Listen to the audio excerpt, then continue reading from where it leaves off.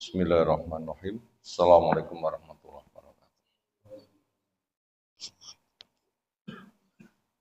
Alhamdulillahirabbil alamin. Walladzi arsala rasulahu bil huda wa dinil haqqi liyudhhirahu 'ala dini kulli. Kafa billahi syahida wa asyhadu an la ilaha illallah wahdahu la syarikalah wa asyhadu anna Muhammadan abduhu wa rasuluh.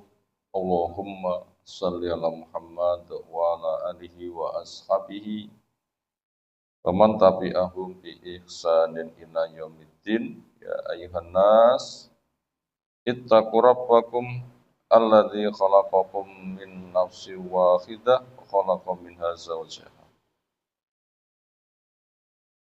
wa bassa minhuma rijalan katsiran wa nisaa'a wattaqullaha alladzi tasaaluna bihi wal arham innallaha kana 'alaikum raqiba wa ba'd fa inna asdaqal hadisi kitabullah wa khairal hadyi hadi Muhammadin sallallahu alaihi wasallam syarrul umuri muhdatsatuha fa inna kulla muhdatsatin bid'ah wa kulla bid'atin dhalalah kulla dhalalatin finnar. Ayol ikhwah akramana subhanahu wa ta'ala. Materi pertama kita kaji pagi hari ini mengkaji poin demi poin dari kitab Syarhus Sunnah, keterangan apa itu as-sunnah, keterangan apa itu sunnatur rasul. Itulah al-Islam. Buku karya tulis Al-Imam Abu Muhammad Al-Hasan bin Ali bin Khalaf Al-Barbahari rahimahullah ta'ala. Sekarang kita masuk pada poin yang ke-81 tentang mengimani bagaimana model siksaan.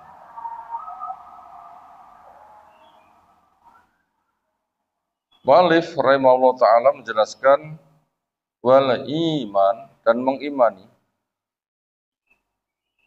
percaya dengan yakin tanpa keraguan, menerima pemberitaan, dipahami dan diterima apa adanya. Menerima pemberitaan apa adanya.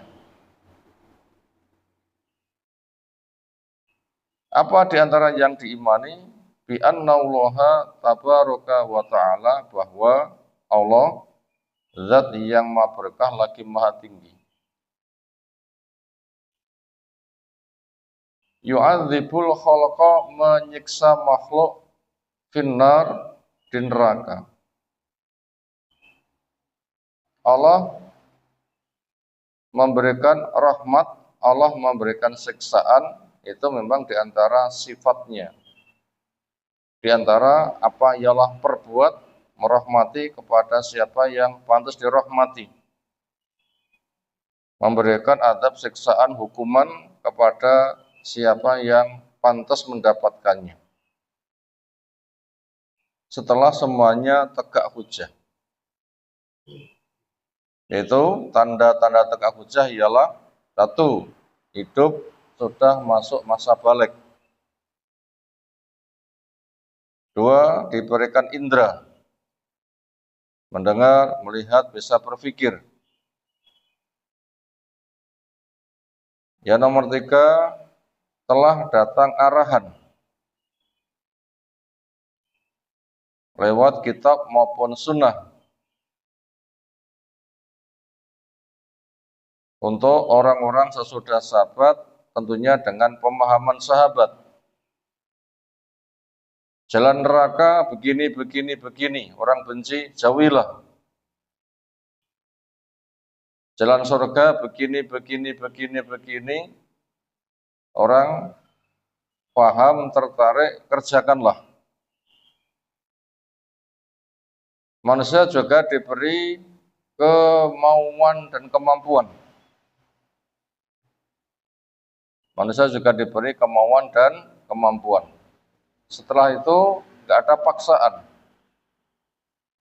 karena tugasnya memilih. Tugasnya memilih. Tugas manusia di tengah-tengah takdir syar'i memilih. Jalan surga kerjakan, jalan neraka tinggalkan. Ketika pernah dosa tobatlah. Itu tugasnya untuk memilih. Itu namanya telah tegak hujjah. Fitrah manusia kepada kebaikan tertarik. Selagi memang betul-betul memegangi fitrah, maka orang itu berpotensi mudah untuk beriman. Karena kepada kebaikan tertarik, kepada kejelekan benci, kepada surga tertarik, kepada neraka benci. Ini fitrah. Selagi orang itu mau memegangi fitrahnya, maka mudah untuk tunduk. Maka siapa yang telah tegak hujjah dia membantah, maka resiko tanggung sendiri, karena tugasnya memilih. Kenapa kamu membantah? Surga itu indah, fitrahmu cocok. Neraka itu mengerikan, fitrahmu benci. Kamu kok membantah? Mengapa? Apa seringnya yang menyebabkan orang menyelisih fitrahnya? Pertama, hasad. Dua, asabiyah, fanatik golongan. Ini penyakit yang membahayakan. Siapa yang menyelisih fitrahnya? Contoh pertama yang menyelisih fitrahnya gara-gara hasad, siapa? Iblis.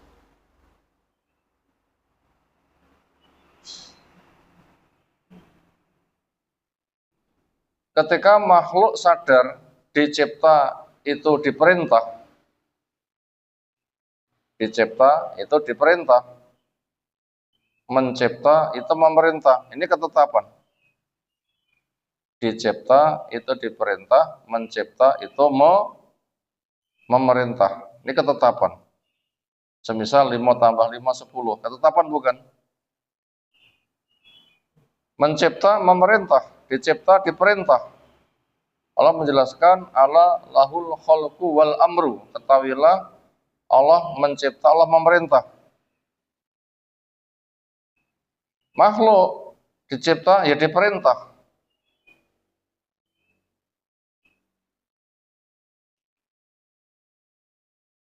Memang Allah menguji bentuknya demikian. Dicipta itu diperintah. Allah menjelaskan, liyabluwakum ayyukum ahsanu amala. Allah hendak menguji kamu siapa dari kamu yang paling baik amalnya. Apa tanda amal terbaik? Paling taat. Apa tanda amal paling baik? Paling taat. Karena Allah menjelaskan, maka lil mu'min wal mu'minat idza qadzaw amrun ayyakuna lahumul khiyarah. Enggak boleh untuk orang iman laki-laki, enggak boleh untuk orang iman perempuan ketika Allah sudah membuat ketetapan mereka masih milih-milih. Yang ada adalah sami'na wa ata'na. Yang ada sami'na wa ata'na. Saya dengar, saya taat. Ini orang yang paling sukses ketika diuji.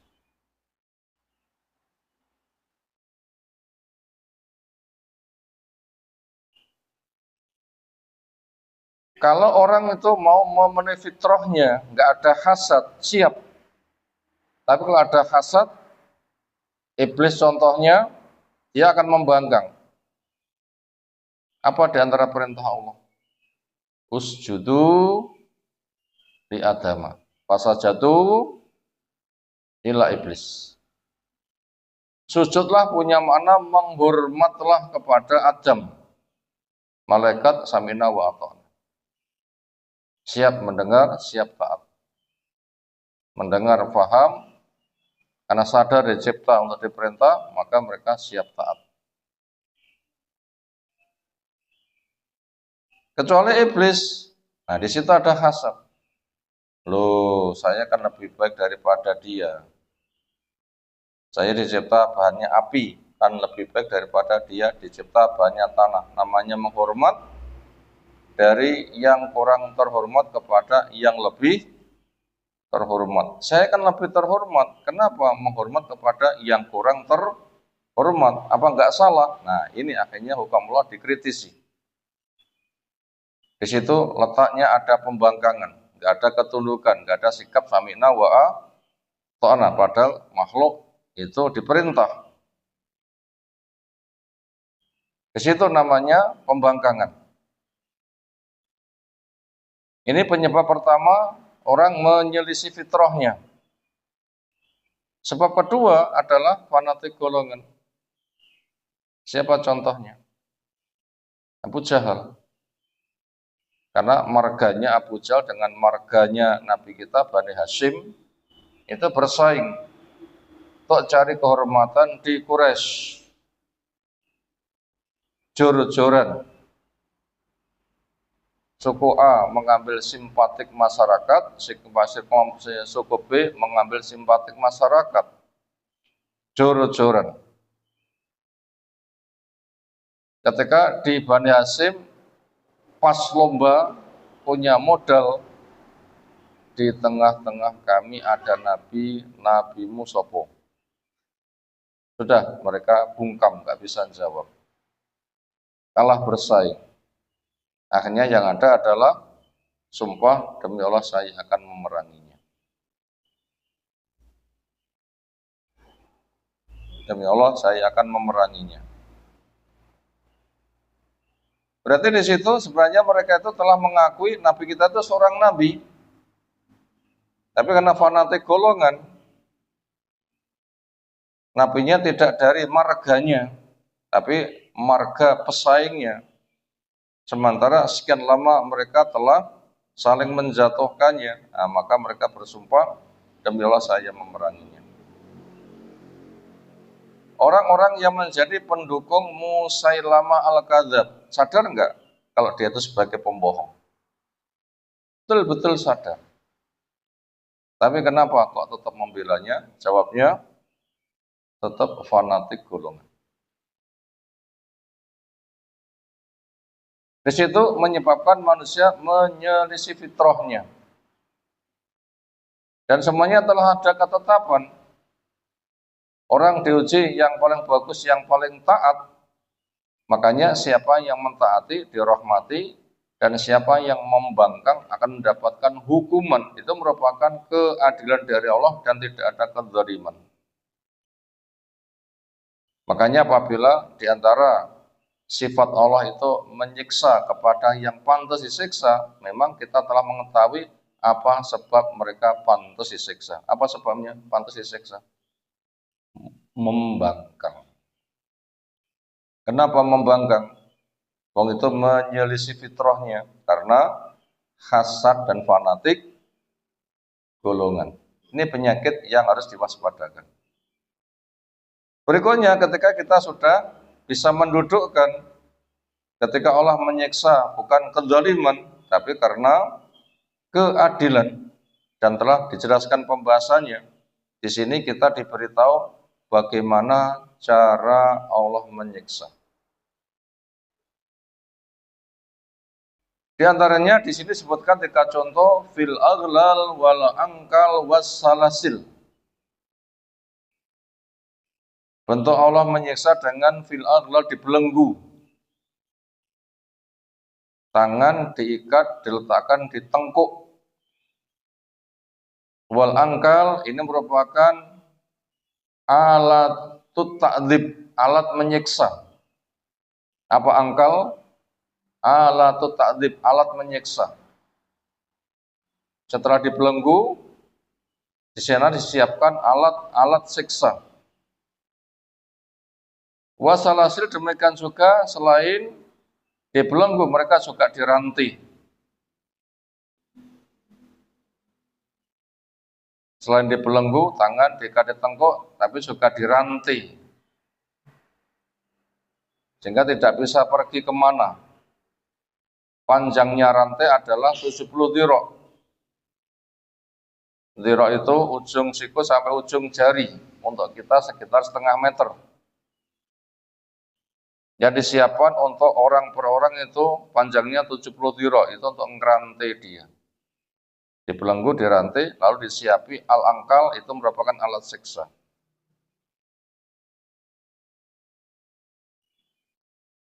Yang lain, wan naru fi ajwafihim, neraka berada di rongga-rongganya. Mana tubuh di situ anak bolongane, maka di situ ada siksa. Apa rongga yang ada pada diri manusia? Telinga ada rongganya, mulut ada rongganya, di dalam tubuh juga ada rongganya. Di sana ada bolongan, ruangan, rongga. Maka di situ adalah neraka. Demikian juga wa fawqahum, neraka ada di atasnya, wa tahtam, neraka ada di bawahnya. Artinya muhitun bihim, neraka menyelimuti mereka dari segala penjuru.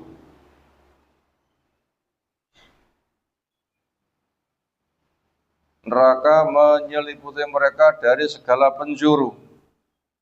Kenapa kok begitu? Karena menjelaskan mereka dijadikan bahan bakar neraka. Waquduha an-nasu wal hijarah. Bahan bakar neraka itu manusia dan batu. Maka ketika manusia dijadikan bahan bakar, ya namanya bahan bakar itu tempatnya di segala tempat, atas, bawah, kanan, kiri, luar maupun dalam.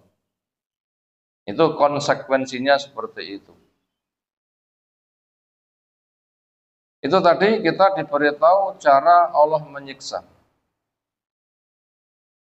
Hikmahnya apa? Pertama, supaya timbul rasa, yang pertama, sebagai ujian tentang perkara gaib. Apa hikmah pertama? Ujian akan perkara gaib. Siapa yang meyakini surga itu ada? Siapa meyakini neraka itu ada? Sehingga ada bukan semata yang dipandang mata. Karena ada yang dipandang mata itu sebatas menggunakan indera. Sementara ada yang tidak bisa dipandang mata. Karena hidup itu berjodoh, ada yang hadir, ada yang gaib, ada yang real, ada yang abstrak. Yang real indra bisa memantau, yang abstrak, yang gaib ada cuma belum ditampakkan.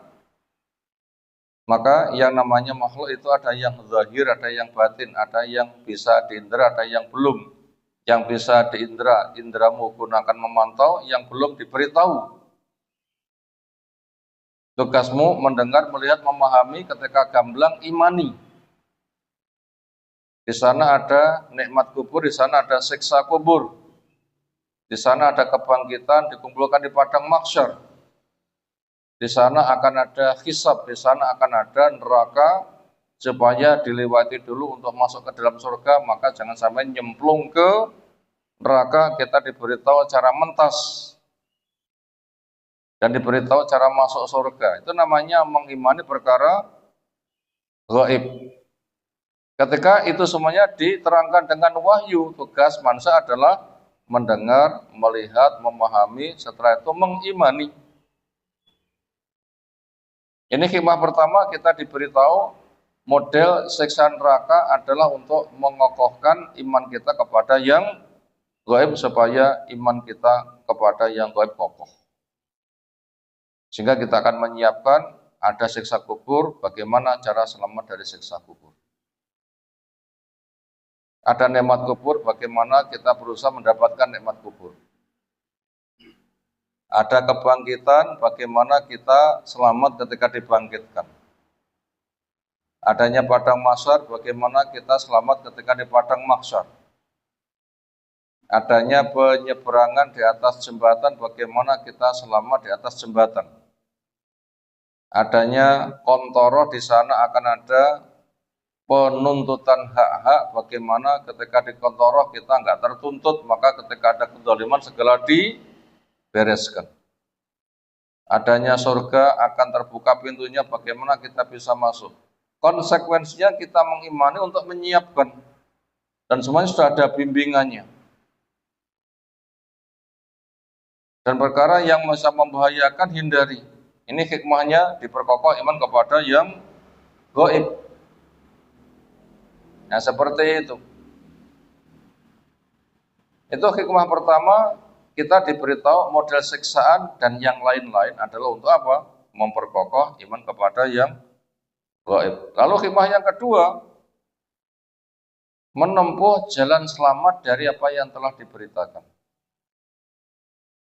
Hikmah kedua, supaya kita bekerja keras menempuh jalan selamat dari berita yang telah diberitakan. Ada pemberitaan neraka, bagaimana kita selamat. Ada pemberitaan surga, bagaimana kita bisa masuk. Sehingga apabila iman kepada yang gaib itu kuat, lalu menyiapkan diri, ini tanda mukmin. Supaya itu semuanya ada pada diri kita. Berikutnya kita butuh melihat bagaimana tanda orang yang masuk kategori kesebalikannya. Karena selain kita mengenal kebaikan untuk dikerjakan, juga mengenal kesebalikannya untuk dihindarkan. Roh dalan nabi ditandangi, roh dalan elek dihindari. Gitu kan? Roh dalan nabi ditandangi, roh dalan elek ditinggalkan. Ini pemahaman Hudzaifah. Orang-orang tanya pada Nabi tentang kebaikan untuk semangat beramal. Kalau saya tanya tentang kejelekan untuk bisa menghindari. Akhirnya lengkap. Roh dalan nabi lewat kuno, roh dalan jeglongan dihindari, biar nggak kecemplung. Di sini kita akan diajak melihat pemikiran-pemikiran nyimpang. Ketika tahu itu penyimpangan, hindari. Apa? Wadzalika, ini contoh pemikiran nyimpang. Annal jahmiyata, sesungguhnya orang yang punya pemikiran yang diusung oleh Jahm bin Sofwan At-Turmudi, yang muncul pada akhir-akhir dari runtuhnya dinasti Umayyah, dinasti Umayyah. Di situ muncul pemikiran dimotori, dipelopori oleh Jahm bin Sofwan At-Turmudi. Apa bentuk pemikirannya? Mengatasnamakan menyucikan Allah, di atas nama itu dia hendak merusak kesucian Allah. Itu pokok pemikirannya. Mengatasnamakan menyucikan Allah, padahal di balik itu dia hendak merusak kesucian Allah. Merusak atas nama menyucikan. Bayang nggak? Merusak atas nama menyucikan. Ini namanya syubhat. Artinya ada perbuatan terselubung, makar untuk mencari mangsa dari perangkap yang ada.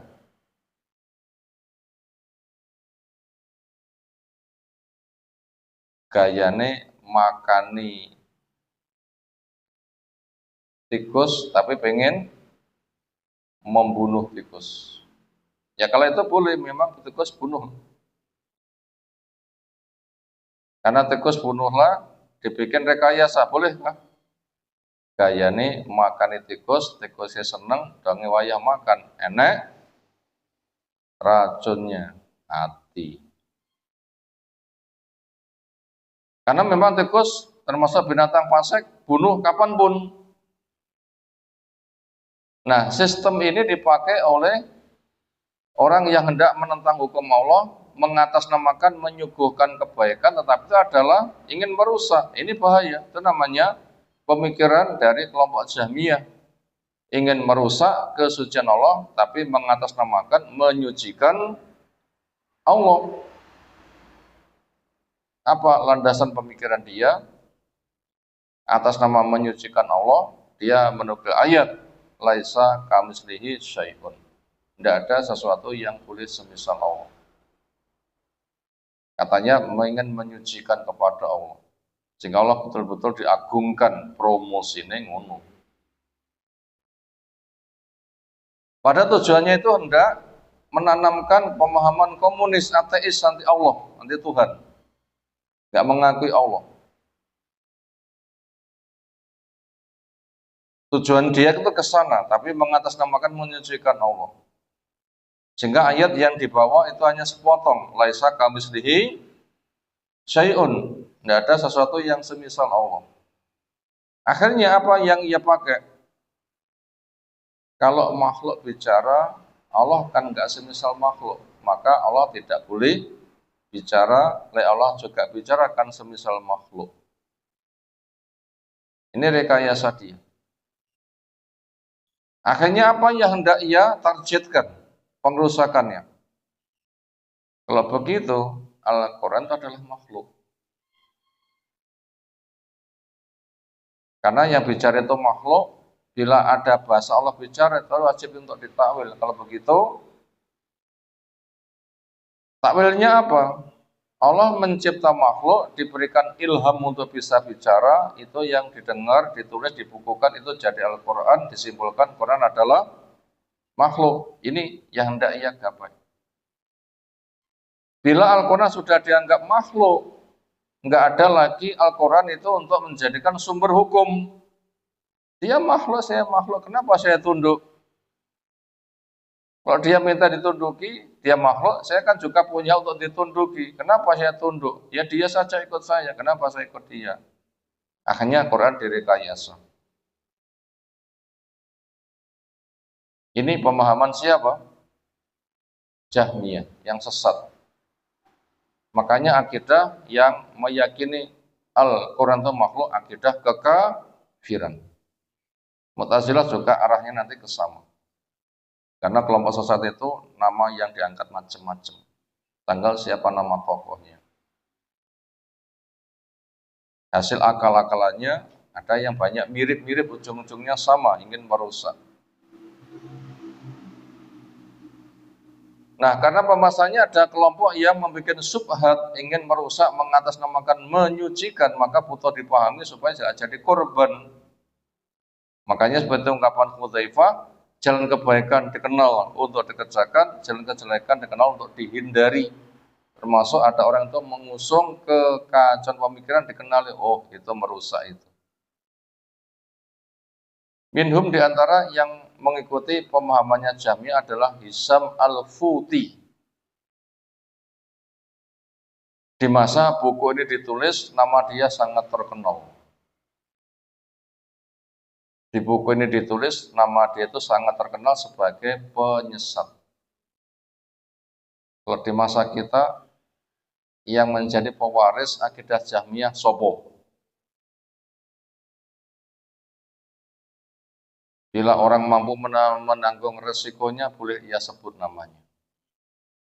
Di antaranya siapa yang punya hak menyebut namanya? Andaikan nanti dilawan dia punya kekuasaan. Siapa? Ya, negara lewat ketetapan negaranya. Nanti boleh. Orang sekarang yang memiliki sikap kayak Jahmiyah adalah bulan. Target dari negara itu nyimpang karena negara punya tugas untuk mengawal agama, dia ngerusak, maka negara dengan segala kelengkapannya boleh mendaftar nama mereka, namanya bulan, boleh. Kalau kita sudah waktunya menyebut nama mereka belum? Kalau kita sudah waktunya menyebut nama mereka belum? Lek wis mati dhisik, Itu mungkin. Tapi nek cek urip wong ngamuk kita belum punya kemampuan, jangan menyebut namanya. Tapi sifatnya saja. Nah, pengadilan boleh. Ketika mereka melawan nyekel wani kan ya. Kalau mereka melawan kita malah dicekel. Nah, maka nggak usah sebut namanya, tapi sebut apa? Sifatnya. Apakah ada orang sekarang yang mewarisi pemikiran Jahmiyah? Jawab. Oke, sopo mbuh lah ngono sae sopo mbuh boleh ngatakan mbuh. Tapi sifatnya ngene-ngene boleh. Nah, senada dengan itu termasuk sing rame-rame mendemo sebuah stasiun televisi gara-gara mengangkat tema mereka ya kuwi sapa mbuh lah ngono mbuh ngono ae sapa mbuh. Cirinya punya kesalahan lalu diangkat supaya berhenti malah ngamuk-ngamuk. Itu contohnya sapa mbuh. Kita sebutkan karakternya saja. Jangan sebutkan namanya. Enggak boleh. Kenapa? Kelemahan. Bukan nahi mungkar enggak boleh, tetapi karena masih lemah. Maka menyebutkan sifat itu sebuah kemestian. Kenapa? Netral. Tujuannya wong sing kesebut supaya mikir ke sana tujuannya. Sehingga tidak frontal. Tidak frontal. Makanya Nabi ketika menyebut nama mereka itu lihat kondisi. Sekira manfaat disebut, sekira enggak manfaat itu ciri-cirinya. Maka sering sahabat tuh tanya, gimana orangnya? Kalau gini-gini apakah fulan bin fulan? Nah, orang bisa memahami senada dengan itu. Makanya Nabi itu memiliki askabusir, teman yang diajak bicara rahasia. Siapa namanya? Seorang sahabat yang dikenal sebagai askabusir. Sahabat Nabi yang biasa diajak menceritakan berita rahasia. Siapa namanya? Hudzaifah bin Ali Yaman. Gimana kisahnya? Sepulang dari Tabuk tahun 9 Hijriah. Di tengah perjalanan Nabi didampingi oleh Hudzaifah dan Ammar atau siapa. Itu ada sekitar 10-an orang bertopeng nyergap pada Nabi SAW. Ternyata mereka bisa dihalau. Dan Nabi SAW sebutkan nama mereka. Fulan, fulan, fulan. Tapi sing ngrungokne hanya konco cedekit. Senada dengan itu. Itu disebutkan sifatnya. Nah sekarang banyak sekali pemikiran Jahmiyah. Ujung-ujungnya adalah puncaknya pengerusakan. Karena yang di otak-atik itu tentang nama sifat Allah, akhirnya Allah akan ditiadakan. Karena Allah itu hanya nama, tidak ada kerja, atau nama dialihkan makna. Semisal Allah punya kerja istawa, tinggi naik, itu diganti dengan istaula, menang. Akhirnya tidak ada lagi Ar-Rahman alal arsy istawa. Allah yang Ar-Rahman di atas ars istawa, tinggi naik. Enggak ada. Kalau gitu di atas ars itu kosong. Karena istawa diganti istaula hanya punya makna menang. Kalau gitu di atas ars itu kosong. Ujung-ujungnya Allah itu ditiadakan. Komunis kan jadinya. Tapi itu bergaya agama. Banyak orang yang termakan. Nah ini butuh untuk kita pahami. Itu fadilah tema ini diangkat pembahasannya begitu. Mengenali penyimpangan pemahaman Jahmiyah. Di antaranya di sini yang buku ini ditulis sekitar tahun 300-an Hijriah. Itu tokoh itu namanya Hisam Al-Futi. Apa pemikirannya? Kalau dia mengatakan innama yu'adzibu indanar, sesungguhnya Allah ketika menyiksa itu hanya di dekat neraka, enggak dicemplung nih, tapi hanya di dekat neraka, hanya indah di dekat neraka saja, enggak dicemplung nih. Padahal tadi orang yang disiksa itu yang Allah ceritakan itu dibelenggu, dirantai, disiapi alat siksa, neraka akan mengepung dari segala penjuru, di dalamnya, di atasnya, di bawahnya, di kanannya, di kiri, dari segala penjuru. Ternyata itu diingkari. Kenapa? Mungkin dia hendak meremehkan neraka. Ternyata pemikiran kayak begitu dikatakan rodzun ala Allah wala rasuli, pembangkangan kepada Allah, pembangkangan kepada Rasul. Kalau sekarang apa pemikiran seperti itu? Nanti sama nanti ujung-ujungnya mengadakan pendangkalan yang akhirnya neraka tidak mengerikan. Bila neraka sudah tidak mengerikan, maksiat itu tidak menakutkan. Sehingga ketaatan enggak dikerjakan, kemaksiatan nyegojangan. Surga tidak menarik perhatian, neraka malah nopo nyegojangan. Dikerjakan seperti kebutuhan pokok. Apa itu contohnya? Contohnya pemikiran Murji'ah. Dipisahkan antara iman dan amal. Hati bila sudah mengimani, walaupun amal maksiat nggak ada urusan, dia sempurna iman. Andaikan toh nanti dibakar di neraka, nanti ketika kobong nangis, neraka kena tetesan-tetesan tangisnya langsung dingin. Maka tidak ada bedanya surga dan neraka. Bahkan ketika minum khamr, itu botolnya dibuang di telaga Kautsar. Nanti ujung-ujungnya ada pembangunan ke sana, pendangkalan agama nanti ujung-ujungnya.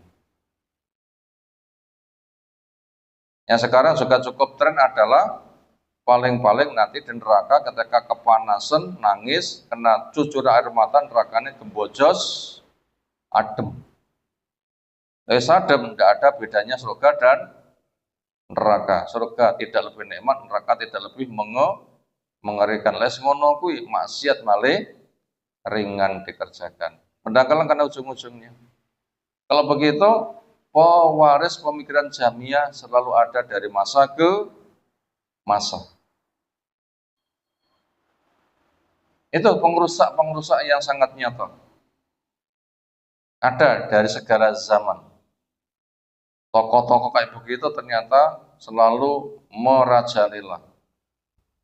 Ujung-ujungnya ternyata dia pun juga sebagai pelaku dari kesyirikan dan berbagai macam atraksi dari perdukunan pun juga dia melakukannya.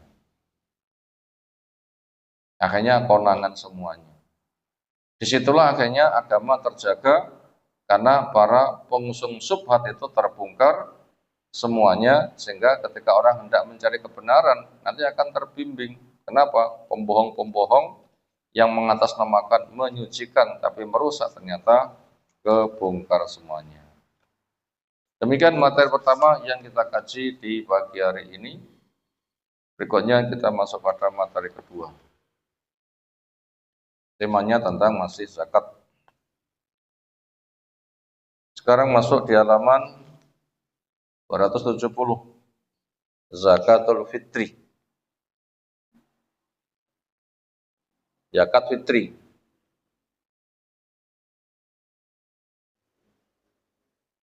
Zakat mengeluarkan harta dengan kriteria.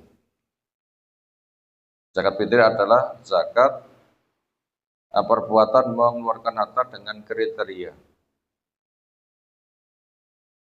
Yaitu ketika orang berfitri,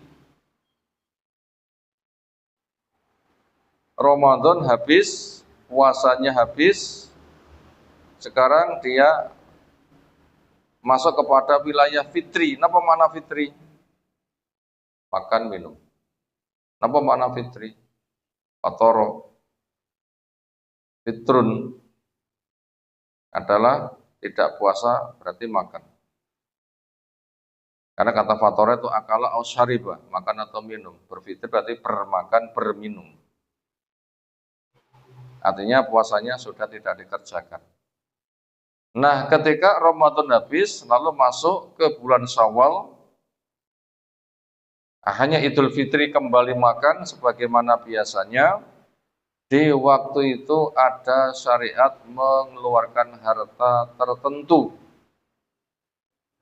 Di waktu itu ada syariat untuk mengeluarkan harta tertentu dengan kriteria tertentu. Itu namanya zakat fitri. Nah, kriterianya itu dijelaskan oleh dalil. Nggak boleh membuat kriteria sendiri. Sekarang kita masuk kepada hukumnya. Dan untuk menetapkan fitri itu menggunakan ru'yatul hilal. Sumu li ru'yatikum wa aftiru li ru'yatikum. Berpuasalah karena kamu ru'yatul hilal, berfitrilah kamu juga karena ru'yatul hilal. Untuk masuk Ramadan ketika acara ru'yah tertutup mendung, genapkan saban menjadi 30 hari. Itu cara untuk menetapkan Ramadan fitri itu menggunakan ru'yatul hilal, tidak menggunakan cara lain. Menggunakan ru'yatul hilal, tidak menggunakan cara lain. Kenapa? Sudah ditetapkan oleh dalil. Sumu li ru'yatikum wa aftiru li ru'yatikum wa ansiku laha. Berpuasalah karena kamu melihat hilal, berbuka kamu melihat hilal, dan bermanasik juga melihat hilal. Apabila Sya'ban dimendungkan, ketika ru'yah hilal dimendungkan, Sya'ban genapkan 30 hari. Ketika sudah ada pemantauan ru'yatul hilal sehingga dinyatakan Ramadan habis, masuk kepada bulan Syawal, maka besoknya berarti orang berhari raya. Itu cara menetapkannya. Sekarang kita masuk kepada hukum zakat fitri. Zakatul fitri wajibatun ala kulli muslim. Zakat fitri ketika orang masuk fitri artinya sudah makan minum kembali, artinya Ramadan sudah habis pengerjakannya, mengeluarkan zakat, hukumnya adalah wajib kepada semua orang Islam. Di hadis Ibnu Umar radhiyallahu anhu qol faradha mewajibkan Rasulullah SAW zakat al-fitri so'an min tamrin, satu sok dari kurma. Tamr itu kurma sudah dikeringkan. Itu satu sok.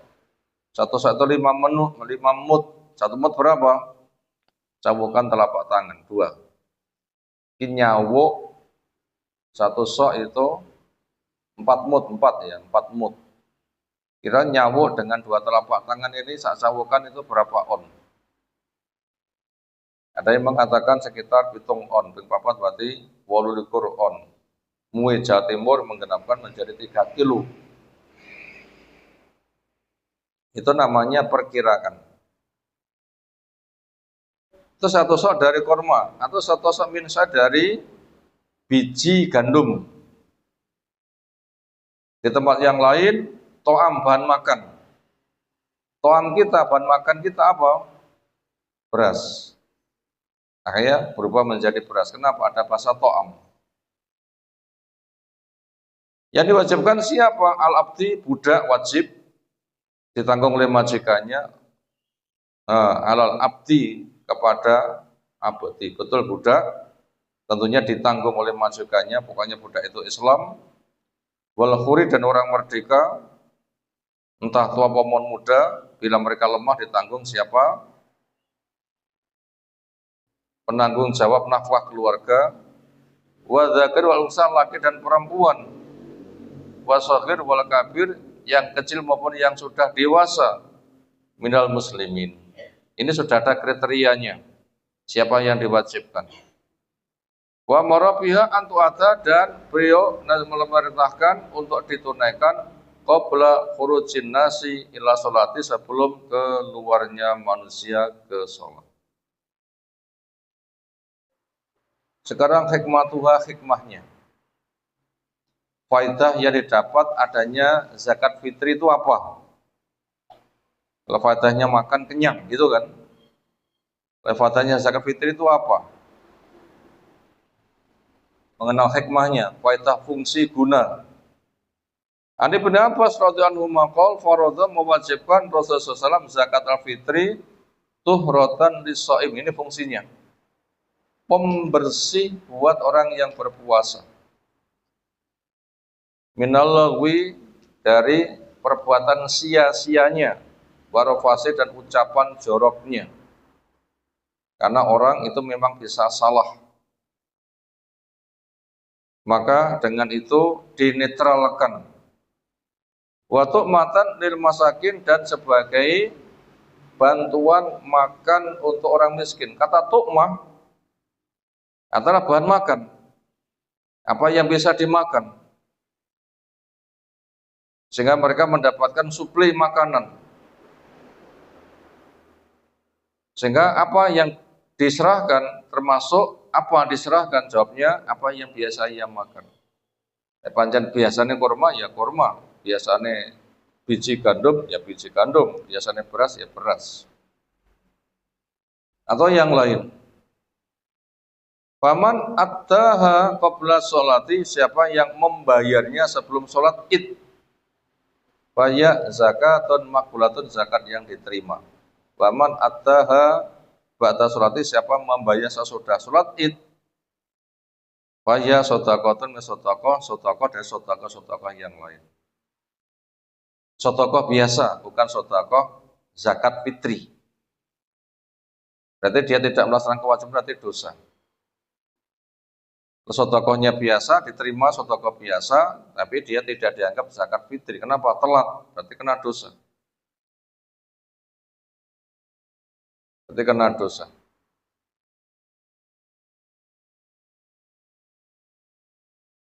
Kita tambah satu judul lagi, alaman tajibu, kepada siapa itu wajib. Tajibu alal hur al-muslim, diwajibkan kepada orang merdeka yang beragama Islam, al-malik, punya kepemilikan, lima yazitu an kutihi wa kuti iyalihi, punya kepemilikan lebih untuk kebutuhan makan pribadinya dan kebutuhan makan yang ditanggung dari keluarganya, lailatan yauman wa lailatan, sehari semalam. Bahasa gampangnya, di hari fitri dia punya jatah untuk dirinya, keluarganya, masih ada sisa. Nah, yang sudah punya sisa ini yang kena kewajiban. Bentuknya langsung bahan makan atau yang bisa dirubah ke bahan makan. Duit enggak duit, beras enggak duit, tapi punya uang atau benda-benda bisa diuangkan, nanti bisa untuk beli, berarti termasuk wajib. Kenapa? Ada kemampuan. Tajibu ala alaihi, wajib kepada dirinya, ala nafsih, akan dirinya, wa an amtalzamu nafaqatu, dan kepada orang yang dijamin nafkahnya.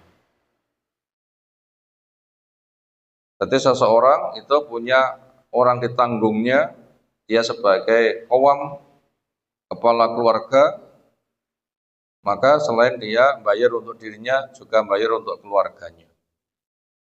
Ka zaujati, seperti istrinya, wa abnai, anaknya, wa khotami, pembantunya. Bila punya budak, juga kepada budaknya ditanggung. Idza kan muslimin, ketika mereka beragama Islam. Ani bin Umar radhiyallahu anhuma, amara, memerintahkan Rasulullah bisakatu fitri, sedekah fitri, ala sagir, pecah cilik dibayari, wal kafir, yang sepuh dibayari, wal khuri, yang merdeka belum mampu dibayari, wal abdi, budak, bila orang itu memiliki muslim maka juga dibayari, mimman tamunun, dari orang yang dijamin makannya.